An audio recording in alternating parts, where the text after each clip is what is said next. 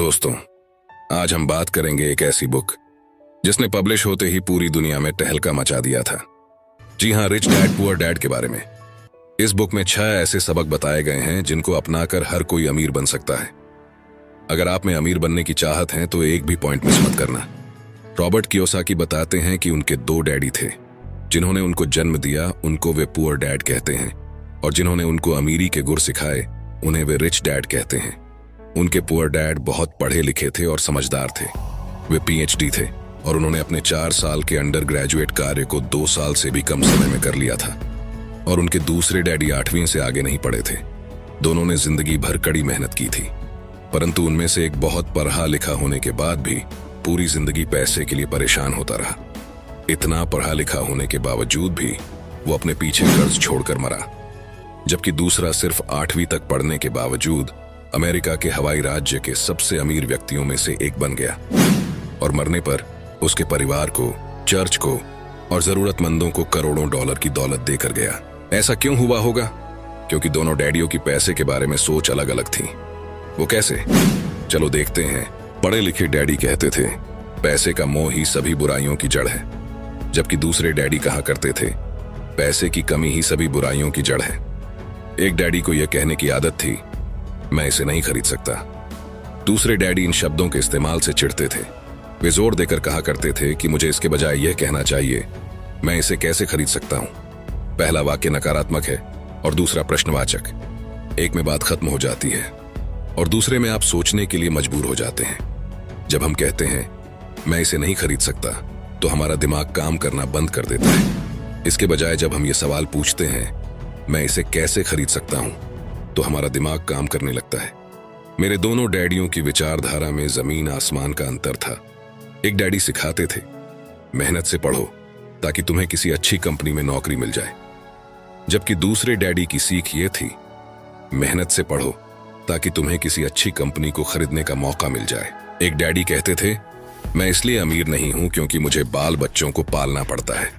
दूसरे डैडी कहते थे मुझे इसलिए अमीर बनना है क्योंकि मुझे बाल बच्चों को पालना है। एक डैडी डिनर की टेबल पर पैसे और बिजनेस के बारे में बात करने के लिए हमेशा प्रोत्साहित करते थे। दूसरे डैडी भोजन करते समय पैसे की बातें करने के लिए मना करते थे। एक का कहना था जहां पैसे का सवाल हो सुरक्षित कदम उठाओ, खतरा मत उठाओ। दूसरे का कहना था खतरों का सामना करना सीखो। एक का मानना था हमारा घर ही हमारा सबसे बड़ा निवेश और हमारी सबसे बड़ी संपत्ति है।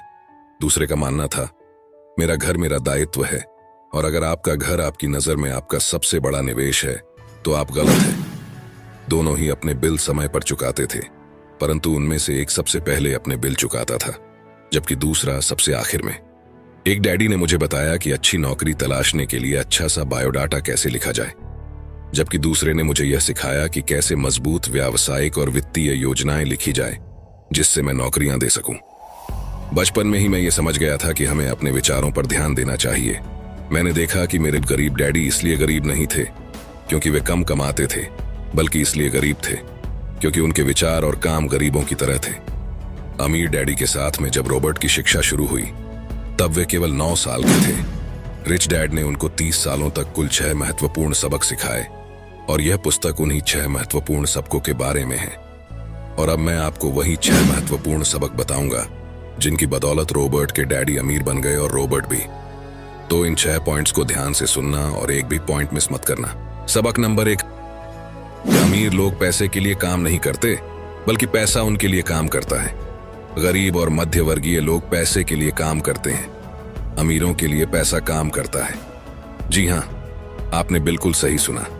कोई भी अमीर इंसान पैसों के लिए काम नहीं करता, बल्कि वो कुछ ऐसा करते हैं कि पैसा ही उनके लिए काम करने लगता है। एक गरीब और मिडिल क्लास आदमी रैट रेस में फंस जाता है और उसमें से कभी बाहर नहीं आ पाता। अब रैट रेस होता क्या है, पहले हमें यही समझना पड़ेगा। रॉबर्ट कहते हैं कि जब भी किसी गरीब आदमी को या किसी मिडिल क्लास आदमी को नौकरी मिलती है तो वो तुरंत अगले महीने से ही अपने लिए कुछ नई चीज खरीदने के लिए बेताब हो जाता है। वह अपने लिए महंगी महंगी ऐशो आराम की चीजें खरीद लेता है। महंगे कपड़े, महंगे जूते, महंगा फोन, महंगा लैपटॉप और बढ़िया सी कार। और फिर शुरू हो जाता है ईएमआई का ट्रैप। ऐसे ईएमआई जो सालों साल तक देने पड़ते हैं, जिससे वह बाहर कभी नहीं निकल पाता। उसे हर महीने अपने EMI देने होते हैं।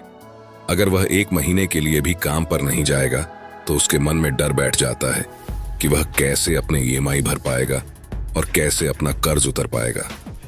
कहीं बैंक वाले उसकी कार उठाकर ना ले जाए। अगर ऐसा हुआ तो उसकी समाज में क्या इज्जत रह जाएगी। वह सुबह उठता है, काम पर जाता है, शाम को लौटता है, सुबह उठता है, काम पर जाता है और शाम को वापस लौटता है और महीना पूरा होने पर अपना पगार लेता है और EMI भर देता है। यही सिस्टम हर दिन हर महीने चलता रहता है और इस लंबे ट्रैप में वह इस कदर फंस जाता है कि इस ट्रैप से वह कभी बाहर निकल ही नहीं पाता। इसे ही रॉबर्ट ने रैट रेस कहा है। अगर आपको चूहा दौड़ से बाहर निकलना है तो आपको पैसे के लिए काम करना छोड़ना पड़ेगा और पैसे को आपके लिए काम करवाना पड़ेगा, तभी आप चूहा दौड़ से बाहर निकल सकते हैं। अमीर इंसान पैसों के लिए काम नहीं करता, बल्कि वो कुछ ऐसा करता है कि पैसा ही उनके लिए काम करने लगता है। लेकिन कैसे, वो अब आने वाले कुछ पॉइंट्स में देखेंगे। वीडियो में बने रहिए और अंत तक देखते रहिए, क्योंकि आने वाले पॉइंट्स बहुत ही इंटरेस्टिंग होने वाले हैं। सबक नंबर 2, पैसे की समझ क्यों सिखाई जानी चाहिए। ज्यादातर लोग जिंदगी भर यह नहीं समझ पाते कि असल बात यह नहीं है कि आप कितना पैसा कमा पाते हैं, बल्कि यह है कि आप कितना पैसा बचा पाते हैं। आपने लॉटरी जीतने वाले उन गरीब लोगों की कहानियां सुनी होगी जो अचानक अमीर बन जाते हैं, पर कुछ समय बाद वे फिर से गरीब हो जाते हैं। ये लोग लाखों करोड़ों जीतते हैं, फिर भी वे लौटकर वहीं आ जाते हैं जहां से उन्होंने शुरू की थी। आपने उन व्यावसायिक एथलीट्स की कहानियां भी पढ़ी होंगी जो 24 साल की उम्र में हर साल करोड़ों डॉलर कमाते हैं और 34 साल की उम्र में उन्हें पुल के नीचे सोना पड़ता है। इसका क्या कारण है? इसका एक ही कारण है कि उनके अंदर पैसे की समझ ही नहीं थी। लंबे समय में यह महत्वपूर्ण नहीं है कि आपने कितना पैसा कमाया, बल्कि महत्वपूर्ण यह है कि आपने कितना पैसा बचाया और आपने कितनी पीढ़ियों तक उस पैसे को सहेजा। मेरे अमीर डैडी ने मुझसे बचपन में कहा था, अगर तुम अमीर बनना चाहते हो तो तुम्हारे पास पैसे की समझ होनी चाहिए। पैसे की समझ विकसित करने के लिए आपको संपत्ति और दायित्व का अंतर पता होना चाहिए और हमेशा संपत्ति ही खरीदनी चाहिए। अगर आप अमीर बनना चाहते हैं तो आपको बस इतना ही जानने की जरूरत है। यही पहला और आखिरी नियम है, यही इकलौता नियम है। यह बेहद आसान लगता है, परंतु ज्यादातर लोगों को यह पता ही नहीं है कि यह नियम कितना महत्वपूर्ण है। ज्यादातर लोग पैसे की समस्याओं में सिर्फ इसलिए उलझे रहते हैं क्योंकि उन्हें यह पता ही नहीं होता कि संपत्ति और दायित्व में क्या फर्क होता है। अमीर लोग संपत्ति इकट्ठी करते हैं, गरीब और मध्य वर्गीय लोग दायित्व इकट्ठे करते हैं। और मजे की बात यह है कि उन लोगों को यह लगता है कि वे संपत्ति इकट्ठी कर रहे हैं। अगर ये इतना आसान है तो फिर हर आदमी अमीर क्यों नहीं बन जाता? क्योंकि लोग संपत्ति और दायित्व में फर्क नहीं कर पाते। तो संपत्ति और दायित्व में क्या फर्क होता है? संपत्ति वह चीज है जो आपकी जेब में पैसे डालती है, दायित्व वह चीज है जो आपकी जेब से पैसे निकालती है। दोबारा से कान खोलकर फिर से सुन लीजिए, क्योंकि यह लाइन बहुत इंपॉर्टेंट है। संपत्ति वह चीज है जो आपकी जेब में पैसे डालती है, दायित्व वह चीज है जो आपकी जेब से पैसे निकालती है। वास्तव में आपको इतना ही जानने की जरूरत है। अगर आप अमीर बनना चाहते हैं तो आप जिंदगी भर संपत्ति खरीदते रहिए। अगर आप गरीब या मध्य वर्गीय आदमी बनना चाहते हैं तो आप दायित्व खरीदते रहिए। इनके बीच के फर्क को न जानने से ज्यादातर लोग जीवन भर पैसे की तंगी से परेशान रहते हैं। इसे एक एग्जाम्पल से समझते हैं। सुरेश और रमेश दोनों को एक साथ ही नौकरी लग जाती है। कुछ समय बाद दोनों 10-10 लाख रुपयों की इन्वेस्टमेंट करते हैं। सुरेश अपने लिए 10 लाख की कार खरीदता है क्योंकि उसे ऐशे आराम की जिंदगी जीना पसंद है, और रमेश 10 लाख की जमीन खरीदता है। शुरुआत में सुरेश बहुत खुश होता है कि वह कार में घूम रहा है और रमेश आज भी बस में धक्के खा रहा है। लेकिन 5 साल का समय बीतने के बाद रमेश के 10 लाख के प्लॉट की कीमत डबल मतलब 20 लाख हो जाती है और सुरेश के कार की कीमत आधे से भी कम हो जाती है। सुरेश अपने प्लॉट को 20 लाख में बेच देता है और एक ऐसी नई प्रॉपर्टी ढूंढता है जहां मालिक अर्जेंट प्रॉपर्टी बेचना चाहता हो। अर्जेंट बेचने के चक्कर में थोड़ा सस्ते में भी बेचने के लिए तैयार होता है। रमेश को 25 लाख की प्रॉपर्टी 20 लाख में ही मिल जाती है। रमेश वह प्रॉपर्टी खरीद लेता है, फिर से 5 साल तक अपने पास रखता है। 5 सालों के बाद वही प्रॉपर्टी को 50 लाख में बेच देता है। अब वह फिर से ऐसे मालिक की तलाश करता है जो अर्जेंसी में अपनी प्रॉपर्टी बेचना चाहता है। वह फिर से ऐसे मालिक को ढूंढने में कामयाब रहता है। और 60 लाख की प्रॉपर्टी को 50 लाख में ही खरीद लेता है और फिर से 5 साल तक इंतजार करता है। अब पूरे 15 साल बीत चुके हैं। सुरेश अपना 50 लाख का प्लॉट 1 करोड़ में बेच देता है और करोड़पति बन जाता है और उस 1 करोड़ में से कुछ पैसा निकालकर अपने लिए ऐशो आराम की चीजें खरीद लेता है, जैसे कार, एक घर और अच्छे अच्छे कपड़े। और ये सब लेने के बाद जो बाकी 50 लाख बच जाते हैं वो उनसे फिर से प्रॉपर्टी खरीद लेता है और अब उसकी प्रॉपर्टी ही उसके लिए पैसा बनाती रहती है। लेकिन सुरेश ने जो 15 साल पहले कार खरीदी थी, आज उसे कोई कौड़ी के दाम में भी खरीदने के लिए तैयार नहीं है। वह आज भी धक्के खा रहा है। यही फर्क होता है एक अमीर और गरीब के माइंडसेट में। गरीब इंसान सबसे पहले अपने लिए लायबिलिटी खरीदता है जो उसके जेब से पैसे निकालती रहती है, और अमीर माइंडसेट वाले इंसान संपत्ति खरीदते हैं। 80% परिवारों की पैसे की कहानी यह होती है कि वे अमीर बनने के लिए कड़ी मेहनत करते जाते हैं। इसका कारण यह नहीं है कि वे पैसा नहीं कमाते। असली कारण यह है कि वे जिंदगी भर संपत्ति की जगह दायित्व खरीदते रहते हैं। मेरे अमीर डैडी के फाइनेंशियल स्टेटमेंट से यह भी पता चलता है कि अमीर लोग और ज्यादा अमीर क्यों बनते हैं। संपत्ति वाले कॉलम से इतनी ज्यादा आमदनी होती है कि खर्च आराम से चल जाता है और कुछ पैसा बच भी जाता है। इस बचे हुए पैसे को एक बार फिर से संपत्ति वाले कॉलम में दोबारा निवेश कर दिया जाता है। संपत्ति वाला कॉलम बढ़ता रहता है और इससे होने वाली आमदनी भी बढ़ती रहती है।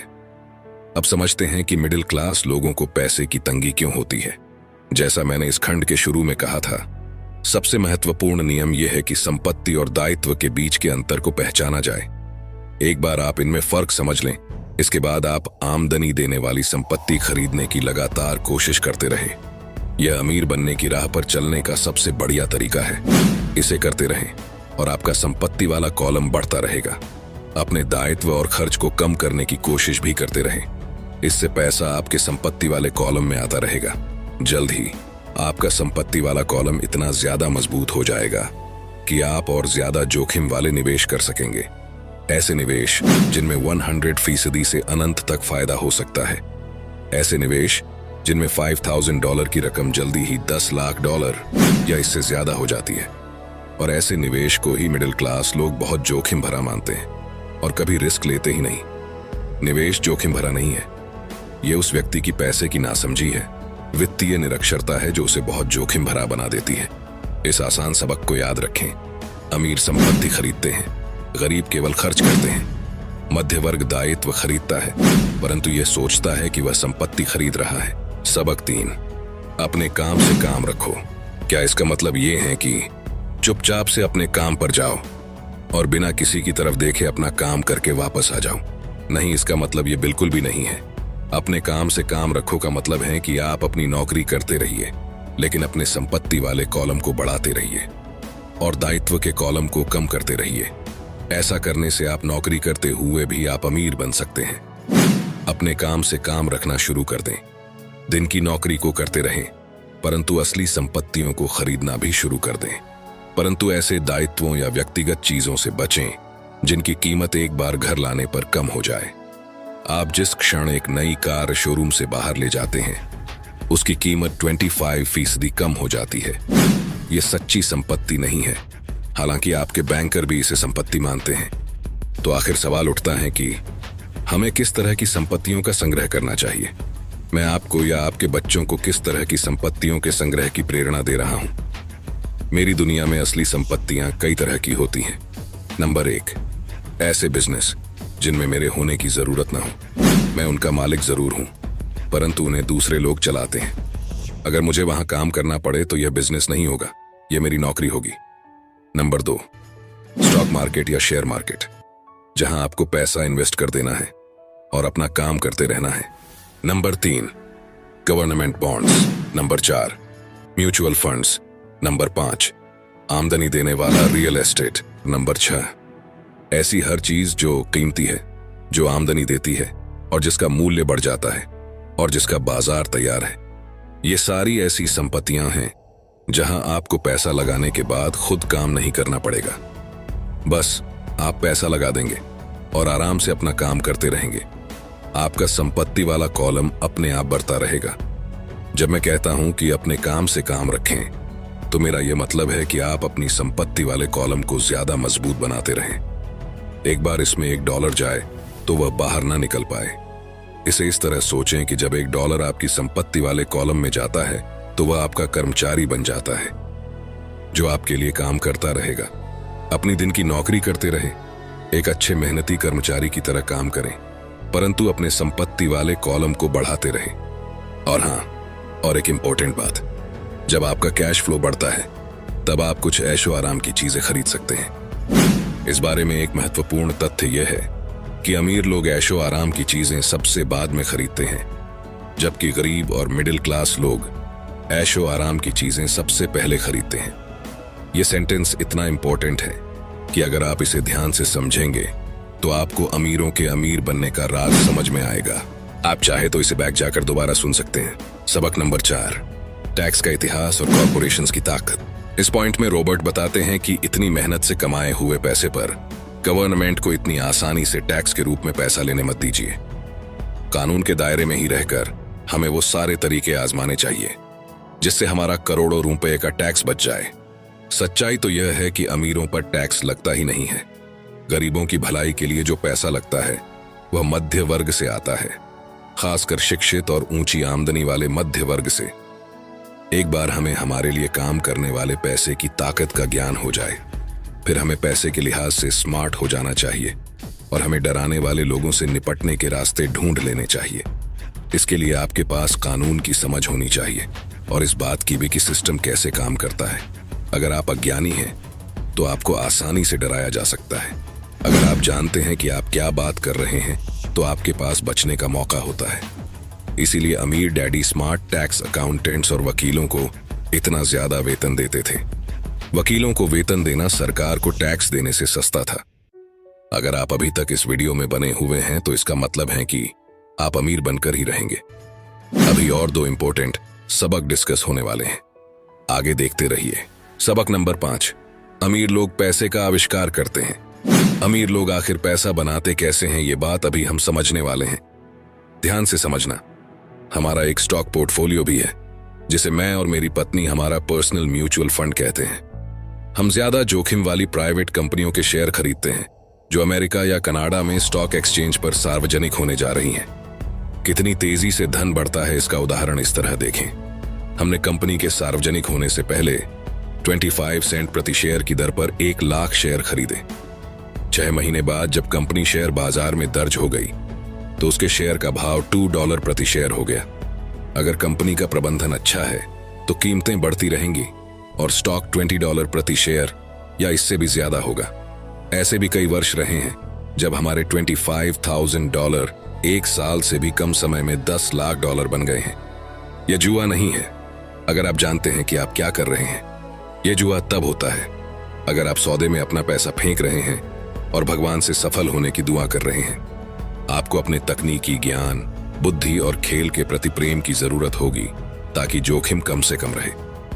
याद रखिए, महान अवसरों को आपकी आंखें नहीं देख सकती, उन्हें आपके दिमाग से देखा जा सकता है। सबक नंबर 6, सीखने के लिए काम करें, पैसे के लिए काम न करें। जब मैं अपनी कक्षा से पूछता हूं आप में से कितने मैकडॉनल्ड से अच्छा हैमबर्गर बना लेते हैं तो लगभग सभी विद्यार्थी अपने हाथ खड़े कर देते हैं। मैं फिर पूछता हूं अगर आप में से ज्यादातर बेहतर हैमबर्गर बना लेते हैं तो ऐसा क्यों होता है कि मैकडॉनल्ड आपसे ज्यादा पैसा बना लेता है? जवाब साफ है, मैकडॉनल्ड बिजनेस सिस्टम में आपसे अच्छा है। ज्यादातर प्रतिभाशाली लोग सिर्फ इसलिए गरीब होते हैं क्योंकि वे अपना सारा ध्यान बेहतर हैमबर्गर बनाने में लगाते हैं और बिजनेस सिस्टम के बारे में कुछ नहीं जानते। दुनिया प्रतिभा संपन्न गरीब लोगों से भरी पड़ी है। अक्सर वे या तो गरीब हैं या फिर पैसे की समस्या से जूझ रहे हैं या अपनी क्षमताओं से कम पैसा कमा रहे हैं और इसका जिम्मेदार उनके ज्ञान का विषय नहीं है बल्कि उनका अज्ञान है। वे एक बेहतर हैमबर्गर बनाने की दक्षता को पैना करने में ही लगे रहते हैं और हैमबर्गर को बेचने और उसे घर तक पहुंचाने की दक्षता पर बिल्कुल भी ध्यान नहीं देते हैं। शायद मैकडॉनल्ड सबसे अच्छे हैमबर्गर नहीं बनाता है, परंतु वे एक मूलभूत रूप से औसत हैमबर्गर को बेचने और उसे घर तक पहुंचाने में सर्वश्रेष्ठ है। इस पॉइंट को अच्छे से समझना जरूरी है। अगर समझ में ना आए तो दोबारा सुन लेना। मैं युवा लोगों को यही सलाह दूंगा कि नौकरी खोजते समय वे इस बात पर कम ध्यान दे कि वे कितना कमा रहे हैं, लेकिन इस बात पर ज्यादा ध्यान दे कि वे कितना सीख रहे हैं। रास्ते पर आगे की तरफ देखकर यह तय करे कि किसी खास प्रोफेशन को चुनने के पहले और चूहा दौड़ में फंसने से पहले वे किन योग्यताओं में पारंगत होना चाहते हैं। जिंदगी बहुत हद तक जिम जाने की ही तरह है। इसमें सबसे दर्द भरा हिस्सा वहां जाने का फैसला लेना है। एक बार आप यह फैसला कर लेते हैं तो बाकी सब आसान हो जाता है। ऐसे कई दिन आए हैं जब मैं जिम जाने के नाम से कांप जाता हूं, परंतु एक बार मैं वहां पहुंच जाता हूं और काम शुरू कर देता हूं तो मुझे इसमें मजा आने लगता है। जब मैं वहां से निकलता हूं तो मुझे हमेशा खुशी होती है कि मैं वहां गया था। तो दोस्तों, ये थे वो 6 सबक जो रिच डैड ने रॉबर्ट कियोसाकी को सिखाए थे और जिनकी बदौलत वे अमेरिका हवाई राज्य के सबसे अमीर आदमी बन गए थे। लेकिन अंत में मैं आपको एक बोनस पॉइंट बताने जा रहा हूं जिसको समझे बगैर आप इस किताब को और अमीरी के राज को अच्छे से समझ नहीं पाओगे। तो ध्यान से सुनना। 3 तरह के इनकम। अकाउंटिंग की दुनिया में 3 अलग अलग प्रकार के इनकम होते हैं। नंबर 1 अर्जित आय, नंबर 2 निष्क्रिय आय, नंबर 3 पोर्टफोलियो आय। जब मेरे असली डैडी ने मुझसे कहा था स्कूल जाओ, अच्छे नंबर लाओ और एक सुरक्षित नौकरी खोजो, तो वे मुझे यह सुझाव दे रहे थे कि मैं अर्जित आय के लिए काम करूं।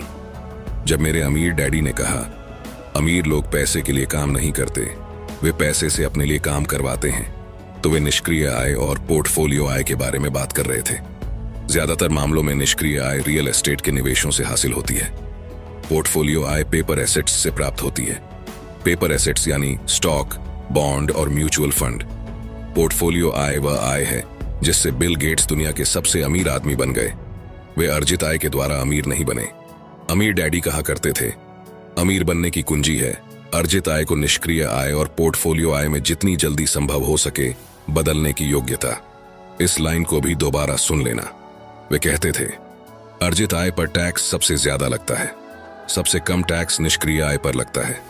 ये एक और कारण है कि आप अपने पैसे से अपने लिए कड़ी मेहनत करवाएं। सरकार उस आय पर ज्यादा टैक्स लगाती है जिसके लिए आप कड़ी मेहनत करते हैं, और उस आय पर कम टैक्स लगाती है जिसके लिए आपका पैसा कड़ी मेहनत करता है। तो दोस्तों, ये थी रिच डैड पुअर डैड की कंप्लीट बुक समरी। लेकिन मैं चाहता हूं कि ये बुक जीवन में एक बार नहीं बल्कि बार बार सभी को पढ़नी चाहिए। अगर आप इस बुक को खरीदना चाहते हैं तो हिंदी और इंग्लिश दोनों बुक की लिंक डिस्क्रिप्शन में मिल जाएगी। ये वीडियो आपको कैसा लगा कमेंट सेक्शन में जरूर बताना, और पसंद आए तो लाइक कर देना। सपने सच होते हैं इस चैनल को सब्सक्राइब जरूर कर लेना, क्योंकि ऐसे ही बुक समरीज हम आपके लिए लाते रहेंगे। सपने सच होते हैं।